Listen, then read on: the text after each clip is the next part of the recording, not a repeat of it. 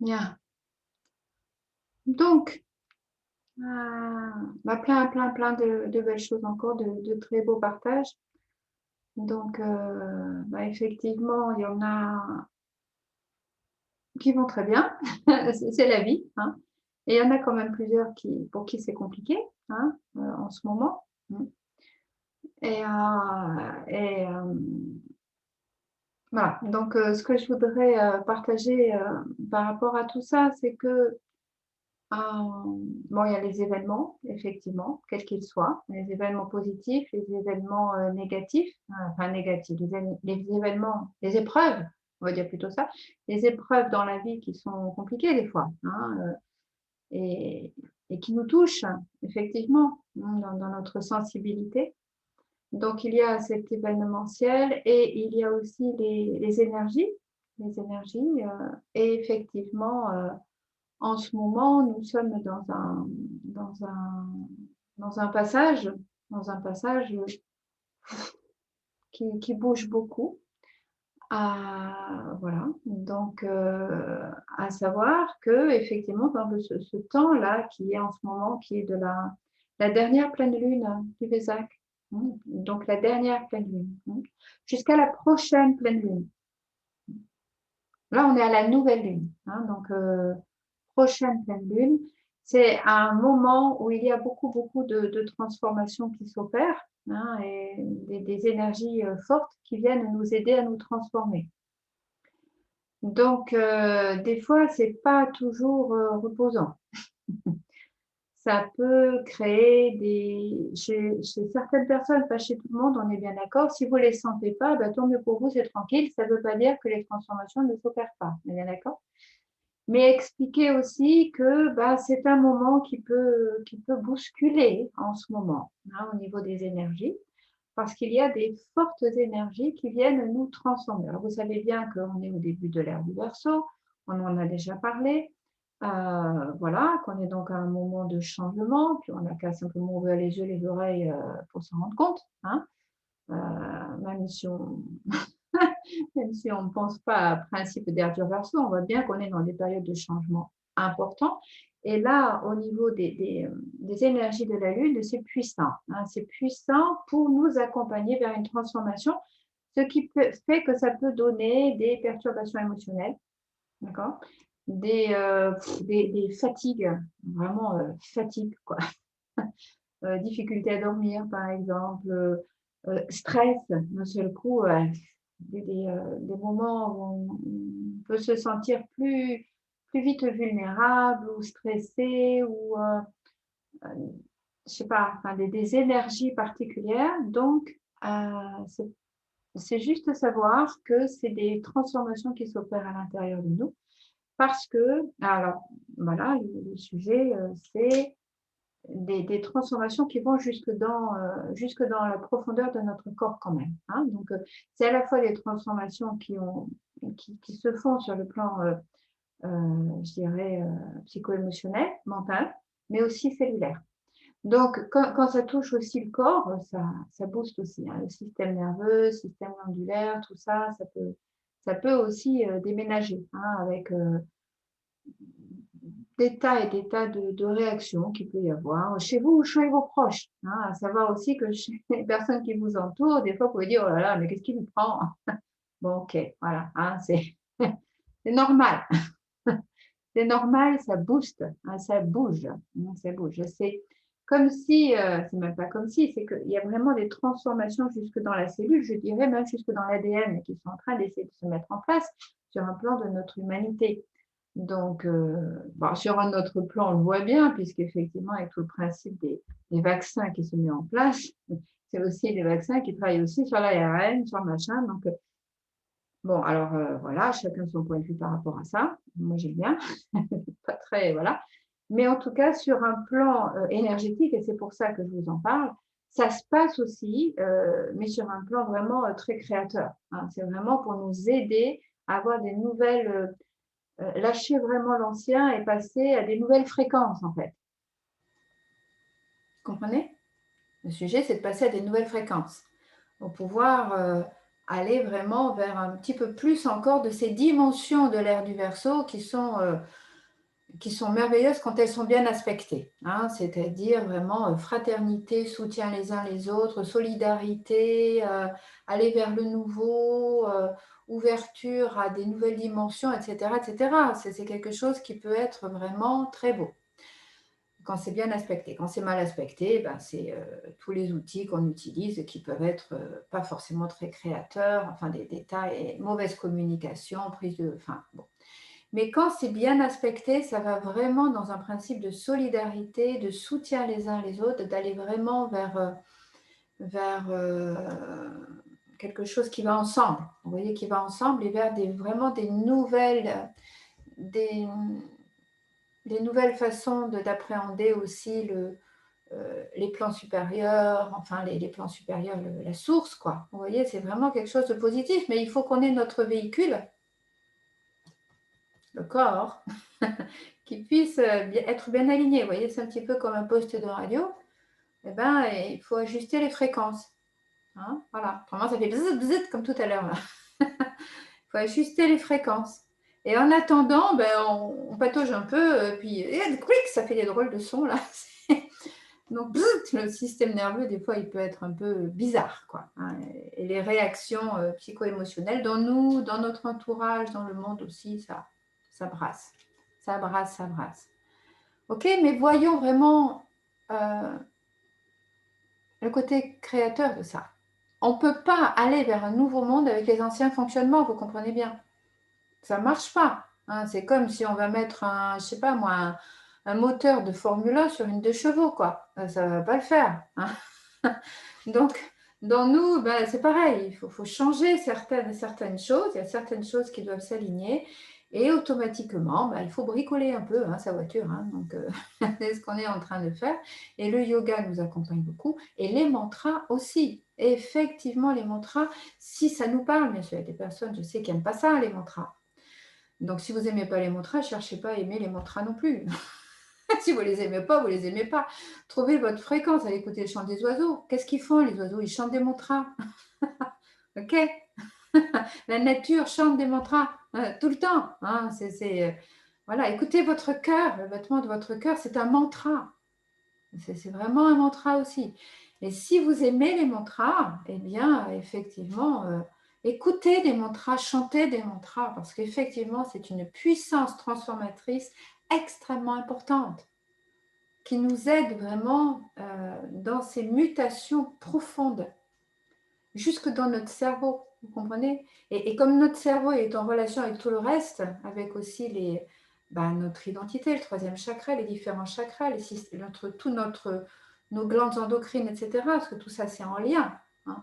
Ça nous aide à transformer, ça nous aide à pacifier nos émotions, ça nous aide à équilibrer notre système nerveux et à vraiment, sur d'autres plans aussi, vraiment nous aligner sur le plan de l'âme, nous aligner vraiment à la source, quel que soit le nom qu'on lui donne. Vous comprenez?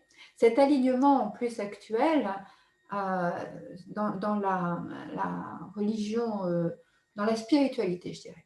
Le mot religion, des fois, bon.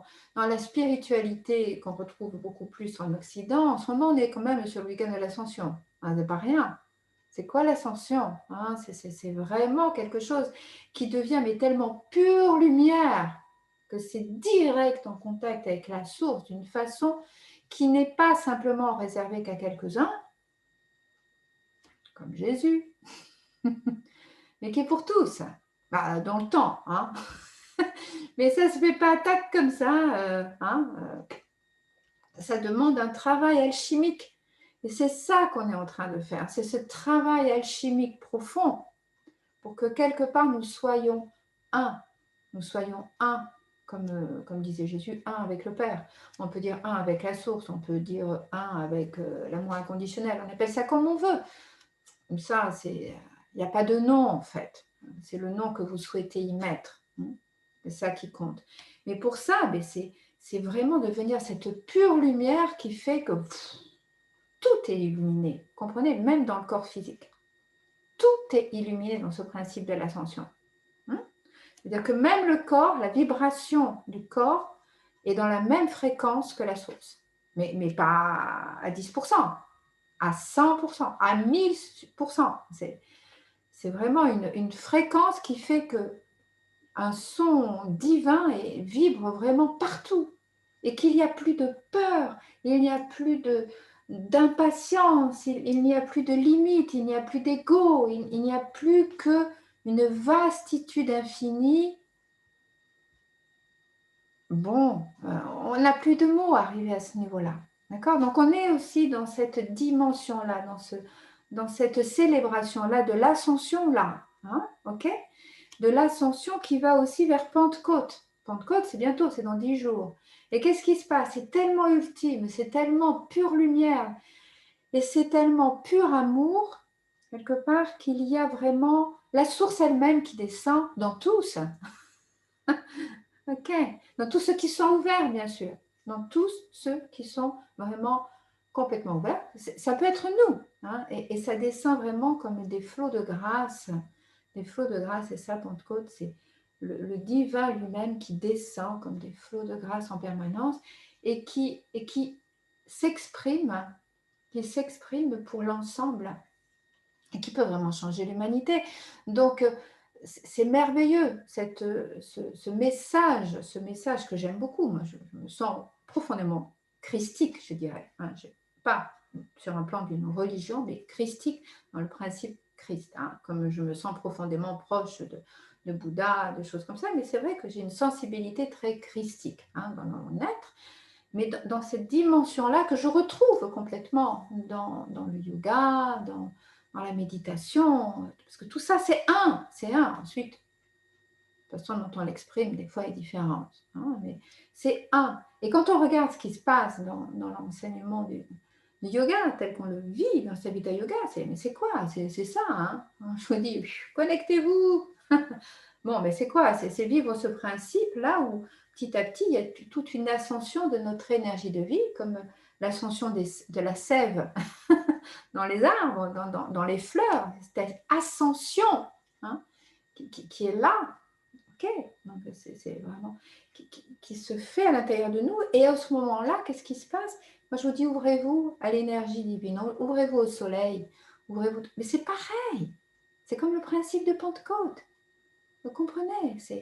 Alors, mais ça peut se passer aussi tout le temps.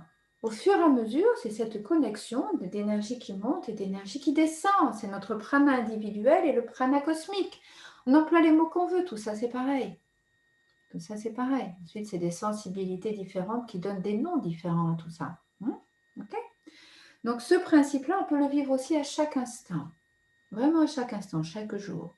Et puis, il y a aussi des moments plus fort, ça peut vraiment un peu plus se connecter, soit dans notre vie personnelle, soit sur un plan collectif, avec des dimensions d'astres, comme là je vous parle, de la Lune, etc. Ou comme des moments où en ce moment, ben, effectivement, il y a plein de gens qui sont proches au niveau christique, qui prient. Ben, ça crée aussi une vibration, ça. Mais oui, c'est bien. C'est même merveilleux. Ça peut aider à pouvoir porter la Terre. Vous voyez, pour la faire ascensionner elle aussi. Ok, que ça devienne vraiment un paradis, cette terre. Hein. Mais oui, hein, donc voilà, aider là, on porte. Oui, vous voyez ce que je dirais. Et cela se porte, c'est à la fois individuel, collectif, et même jusqu'à notre belle planète, pour qu'elle devienne ce jardin, cet Éden. Mais bien sûr, mais bien sûr. Voilà. Et l'Éden, il est aussi à l'intérieur de nous. Il est essentiellement à l'intérieur de nous. Il est à être trouvé à l'intérieur. Et l'Éden, il peut être trouvé que dans une pureté absolue. Pureté absolue, ça, je ne parle pas de notion de péché. Je parle de... Ça, c'est un mot que je n'aime pas personnellement, hein, mais plutôt de dimension de sortir de l'ignorance de soi-même, de ce que l'on est fondamentalement des fils et des filles de la source. Hein, et de pouvoir vibrer à la plus haute fréquence de notre être. Et là, automatiquement, ben, c'est que amour, sagesse, liberté, joie, partage. Ce n'est que ça. Et à partir de là, ensuite, ça transpire dans le monde. Ça transpire vers les autres et les autres vers soi. Mais ce n'est pas parce qu'on est en train de convaincre les gens de quelque chose. On n'a personne à convaincre. Mais quoi? Il n'y a aucune différence entre nous et les autres. Aucune, absolument aucune. C'est du leurre. C'est juste être en vibration, en amour. Ça change tout. Ça change tout. Voilà, donc, ok, vous voyez, bon, j'ai beaucoup parlé, mais je crois que c'est aussi important parce que il faut savoir que quand on vit des choses, ou quand autour de soi on a des gens qui sont un peu brassés, mais on est en train de se transformer individuellement, collectivement. Et ça, effectivement, c'est pas toujours confortable. Mais si on comprend qu'on ne peut pas effectivement fonctionner avec nos anciens... on a nos circuits d'énergie qui doivent s'ouvrir, vous comprenez, quand je parle de nadis, de canaux d'énergie. Il faut que ça s'ouvre un peu plus, quoi, pour laisser passer la lumière. Et des fois, c'est comme une femme qui accouche, c'est... faut que ça s'ouvre, quoi. Ouh, pas toujours confortable.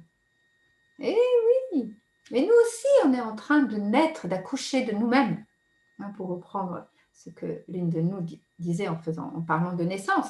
Nous avons à nous mettre aussi à la vie éternelle, quelque part, à la vie de lumière, nous donner naissance. Et bon, on est à la fois la personne qui accouche, l'être qui est en train de naître, et puis la sage-femme. Allez, hop, une belle trinité. D'accord? Donc accueillons ça, confiance, courage et solidarité, amour, et on est ensemble. Sachez vraiment qu'on est ensemble. Voilà. Et que quand il y en a qui flanchent un peu, les autres sont là. Ok. Par la prière déjà, par la pensée, par le soutien du cœur et de l'âme. On reste en silence quelques instants et voilà, on s'ouvre intérieurement.